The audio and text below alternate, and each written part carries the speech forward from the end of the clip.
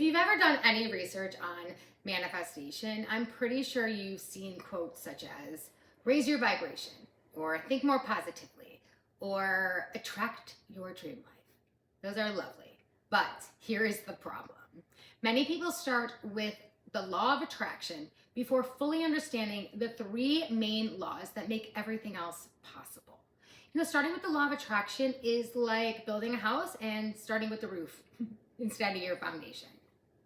So in this video, I'm going to be teaching you the three universal laws that every beginner and quite honestly, every seasonal spiritual seeker should learn first. Those three laws are Law of Divine Oneness, Law of Vibration, and Law of Correspondence. You master these three laws and the other universal laws make so much more sense. Welcome back to my channel. My name is Elizabeth Rory. I'm a spiritual coach and a manifestation mentor. If you are ready, let's dive right in. Before we could talk about attracting abundance, love, success, or opportunities, we must fully understand how the universe is believed to operate. So it's almost like playing chess without knowing how the pieces move. You could guess and you might actually get lucky, but you won't fully understand the game until you fully understand the rules. Many spiritual traditions teach us that these three universal laws is our foundation because they explain our connection to one another, the nature of energy, and how our internal world affects our outer lives. Whether you view these ideas spiritually or simply a way of looking at personal growth, they can encourage you to be more self-aware and make more intentional choices. If you're ready, let's do it. Let's start with law number one, the most important law, Law of Divine Oneness. Everything begins right here. If there's one universal law that I could teach you, it would be this one. The Law of Divine Oneness teaches us that everything in existence is connected. Every person, every animal, every tree, every action, every thought. Nothing exists completely isolated from everything else. So think of it like a spider web. You touch one strand and the entire spider web moves. Our lives are exactly like that. One kind word can shift somebody's entire day, who then goes home and has more grace and patience for their family. One act of generosity can and will inspire another. Likewise, one burst of anger can ripple and affect so many people around you. So what this law teaches us is that everything is connected and that your actions matter. Not because the universe is judging or keeping score, but because your behavior influences the people and systems around you. Everything is connected. This principle appears across many traditions. Hermes, associated with the Hermetic philosophy, has taught us that everything is intertwined. Lao Tzu has encouraged us to live within harmony of the Tao, or the natural flow of existence. The Buddha has emphasized comparison because we are all connected to one another.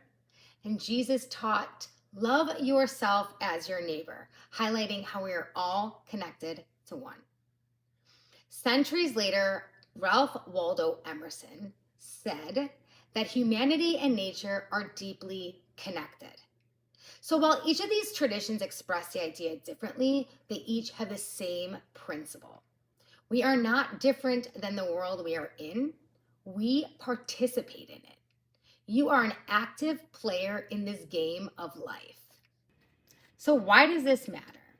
Once you understand divine oneness, blame makes way for responsibility. So instead of asking, how can I get ahead? You may begin asking, how can I contribute? You realize that your relationships, your community, and even your own well-being are connected in ways that you may not be able to always see. Law number two, Law of Vibration. So let's build on this foundation. If everything is connected, what connects it? Many spiritual traditions will answer this question with the concept of energy. The law of vibration teaches us that everything is in motion. Modern physics has taught us that atoms are consistently moving. So this law suggests that our thoughts, our emotions, and our intentions also have energetic qualities. So think about how different emotions feel. Joy often feels expansive, while fear could be quite constricting. And gratitude feels much different than resentment. Even without measuring these experiences scientifically, most of us can recognize that your emotional state will influence the way you act, the way you think, and the way you relate to other people. One of the biggest misconceptions about the law of vibration is that you must always be vibrating high. Well, this is not healthy or realistic. As humans, we were gifted emotions, and they serve a purpose. The goal is not to suppress sadness, anger, and fear. The goal is to allow them in, understand them, process them, and then choose how to respond rather than allow them to control you. Nikola Tesla is often linked to discussions on energy and vibration through his pioneer work as an electrical engineer. There is a quote that is associated with him that includes vibration, frequency, and energy, although it cannot be confirmed in his writings. Albert Einstein has taught us the importance that matter and energy are deeply connected in physics, although he did not teach us about the law of vibration. Hermetic philosophy, however, has long described the universe as existing in constant motion. Law number 3. The law of correspondence.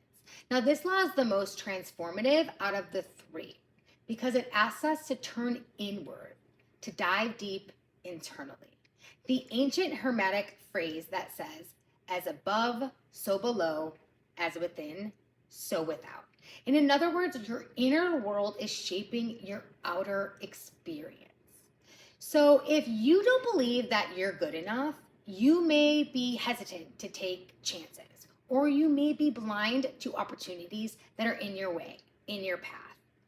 You're also probably very hesitant to set healthy boundaries. On the other hand, if you believe you're worthy enough and that anything is possible, you're more likely to take chances, set healthy boundaries, and see opportunities when they present themselves. That doesn't mean that every circumstance is caused by your thoughts. Life is very complex, and many external factors play a role in our everyday experiences. So why does this matter? Your emotional state influences your behavior, and your behavior influences your habits, and your habits influence your results. The law of vibration teaches us to be emotionally aware, not emotionally perfect. But our beliefs, expectations, and habits all profoundly affect the way we respond. And those responses shape the direction our life goes over time. Hermes is most closely identified and associated with this principle. It was Plato who explored the difference between the unseen world and the visible world. And it was psychologist Carl Jung who believed that unconscious beliefs and patterns influence the way we interact with the world and each other. So why is this important? Why does it matter? Well, if you're trying to change your life without identifying your beliefs, it's like painting over a crack in the wall without changing the foundation. Real transformation begins from within. So how do these 3 laws work together? Now, this is where everything clicks. The law of divine oneness teaches us that everything in the world is connected. The law of vibration encourages us to really identify with our inner state and understand how it influences our behavior.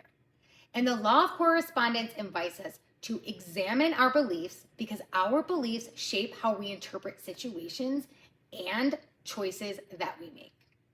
Now, these 3 laws together create a very powerful framework for living with intention. Now, notice something very important. Not one of these laws have asked you to be perfect. They have asked you to be aware. Awareness is where meaningful change begins. Before you spend all of your time trying to manifest, please take some time to understand these foundational laws. Ask yourself these questions. What can I do to contribute? What beliefs may be shaping the choices that I make? And what emotional patterns am I carrying around with me all day? These answers to these 3 questions could be a really great starting point in personal growth. If you liked this video, please like, subscribe, and follow along. In future videos, we are going to be discussing the additional universal laws and how they can affect your relationships, the life you live, and the choices you make on a daily basis. Thank you all so much for being here. I truly do appreciate you all endlessly. You know, doing these long videos is new to me, so the words of encouragement and the support has been tremendous. And like I've taught you, we're all connected, right? We're all in this together. Thank you guys so much. If this video taught you anything, please let me know. Also, if one of the 3 universal laws stood out to you or maybe felt challenging or inspiring, leave a comment. Let me know. I would love to know. Thanks again for being here. I love you all so much and appreciate you endlessly. All the love.